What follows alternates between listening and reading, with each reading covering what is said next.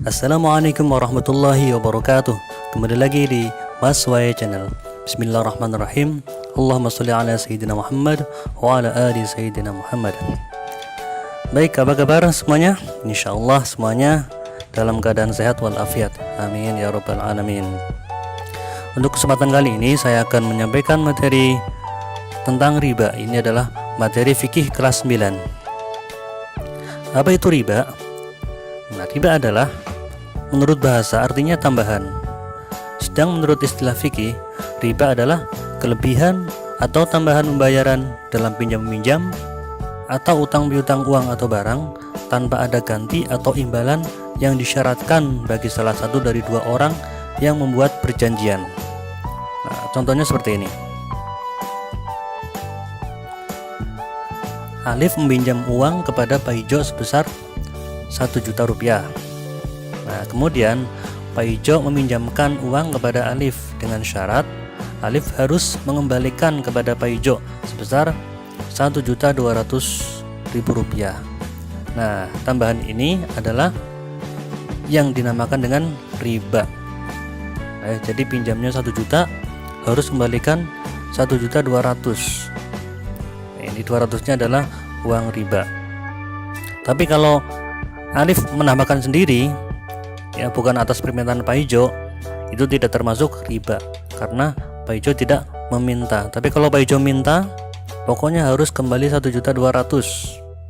Nah, itu adalah riba. Kemudian hukum riba adalah haram.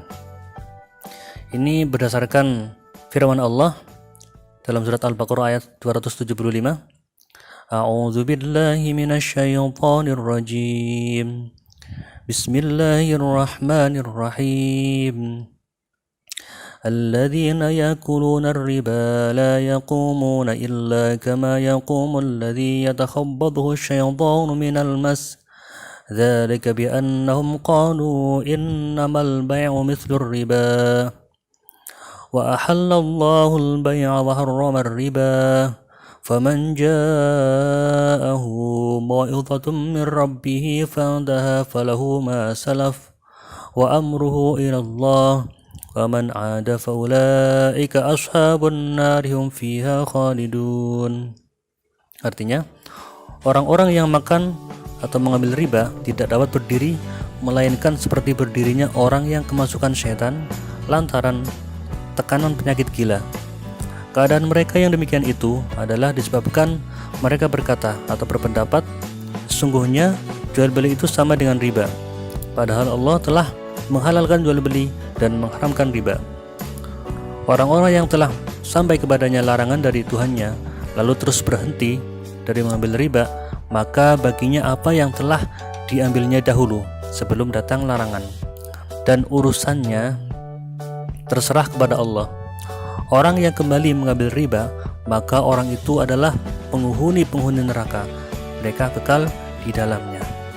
Nah, jadi jelas ya, hukum riba adalah haram. Selanjutnya, Rasulullah juga bersabda, Bismillahirrahmanirrahim. La'ana Rasulullah sallallahu alaihi wasallam akil riba wa mukilahu wa katibahu wa syahidaihi wa qala hum sawa'un. Rawahu Muslim. Rasulullah sallallahu alaihi wasallam melaknat orang yang memakan riba, orang yang mewakilinya, pencatatnya, dan dua saksinya. Beliau bersabda, mereka semua sama. Jadi orang yang terlibat riba itu semuanya dilaknat oleh Rasulullah, baik itu yang mewakili, yang menulis, ataupun saksinya. Nah, selanjutnya, macam-macam riba, ada 4 macam riba itu. Yang pertama yaitu riba fadli. Riba fadli yaitu tukar menukar dua buah barang yang sama jenisnya, namun tidak sama ukurannya yang disyaratkan oleh orang yang menukarnya. Contoh, tukar menukar emas dengan emas, dan ada kelebihan yang disyaratkan oleh yang menukarkan. Misalnya emas 24 karat ditukar dengan emas 22 karat. Nah, ini nggak boleh. Jadi walaupun emasnya berbeda kualitas, tetap harus sama. Misalnya 2 gram emas 24 karat ya harus ditukar dengan emas 2 gram 22 karat. Jadi nggak boleh misalnya emas 24 karat ditukar dengan emas 22 karat 3 gram. Ini nggak boleh. Jadi harus sama beratnya. Nabi Muhammad bersabda yang artinya, dari Ubaidah bin As-Samit radhiyallahu anhu, Nabi SAW telah bersabda, emas dengan emas, perak dengan perak, gandum dengan gandum, syair dengan syair, kurma dengan kurma, garam dengan garam, hendaknya sama banyaknya, tunai dan timbang terima. Maka apabila perlainan jenisnya ini, maka boleh kamu menjual sekehendakmu asalkan dengan tunai. Nah, kalau dijual boleh, tapi dengan tunai.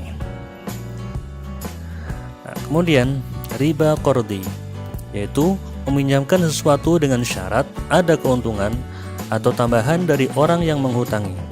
Contohnya, Umar berhutang uang kepada Budi sebesar 50.000 rupiah dan Budi mengharuskan membayar sebesar 55.000 rupiah. Ini seperti contoh yang di awal tadi ya. Ini namanya riba qardi. Nabi Muhammad bersabda yang artinya, semua piutang yang menarik keuntungan termasuk riba. Hadis riwayat Baihaqi. Lanjutnya yang ketiga, ribayat. Ribayat adalah riba yang diperoleh ketika seseorang berpisah dari tempat akad jual beli sebelum serah terima antara penjual dan pembeli. Misalnya, seseorang membeli 1 kuintal beras, setelah dibayar, si penjual langsung pergi, sedangkan berasnya dalam karung belum ditimbang apakah cukup atau tidak. Nih, jadi belum ada kesepakatan, tapi pembeli dan penjual sudah berpisah. Ini termasuk ribayat. Selanjutnya yang terakhir, riba nasi'ah, yaitu tukar menukar dua barang yang sejenis maupun tidak sejenis, atau jual beli yang pembayarannya disyaratkan lebih oleh penjual dengan dilambatkan. Misalnya, Arsyad membeli emas dengan jangka waktu dan tempo yang ditentukan, baik pembayarannya dilebihkan atau tidak. Seharusnya membeli emas harus membayar kontan, karena harga emas bisa berubah sewaktu-waktu. Jadi jual beli emas itu harus kontan, tidak boleh dilambatkan. Selanjutnya tentang bunga bank. Ada 3 pendapat ulama tentang hukum bunga bank. Yang pertama, haram hukumnya karena telah menetapkan kelebihan yang disebut riba, berapapun besarnya. Yang kedua, syubhat, yaitu belum jelas halal atau haram bunga bank tersebut. Yang ketiga, halal karena bunga bank cukup rasional sebagai biaya pengelolaan bank, dan apabila bank-bank itu menjalankan peraturan berdasarkan undang-undang atau peraturan pemerintah. Selain itu, karena dalam keadaan terpaksa atau darurat, dan juga untuk kemaslahatan masyarakat. Ini pendapat dari para ulama. Jadi ada yang mengharamkan, ada yang berpendapat syubhat, ada yang berpendapat halal. Nah, untuk menghindari polemik hukum tersebut, MUI beserta para tokoh ulama dan para tokoh cendekiawan muslim lainnya telah melahirkan Bank Muamalat Indonesia yang memberi jasa pelayanan keuangan sesuai dengan aturan syariat Islam. Nih, jadi dan sekarang sudah banyak bank-bank syariah, bahkan bank-bank yang konvensional atau bank biasa seperti BRI, BNI, Mandiri, itu sudah ada bank syariahnya. Ini untuk pilihan bagi orang-orang Islam. Mungkin itu saja yang dapat saya sampaikan. Kurang lebihnya mohon maaf. Wallahul muwaffiq ila aqwamit thoriq. Wassalamualaikum warahmatullahi wabarakatuh.